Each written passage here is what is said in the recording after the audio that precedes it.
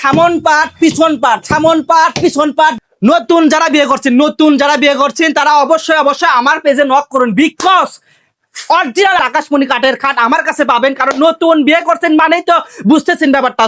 খাটগুলো দেখেন, আকর্ষণীয় খাট, রাজকীয় খাট, অরিজিনাল আকাশমণি কাঠের উপর তৈরি করা এই খাটগুলো। সামন পাট পিছন পাট দুই মুড়োই নকশা করা কিন্তু এই খাটগুলো, ঠিক আছে? এগুলো কিন্তু একদম অর্ডারি খাট, এগুলো কিন্তু দেখতে পাচ্ছেন একদম অর্ডারি খাট।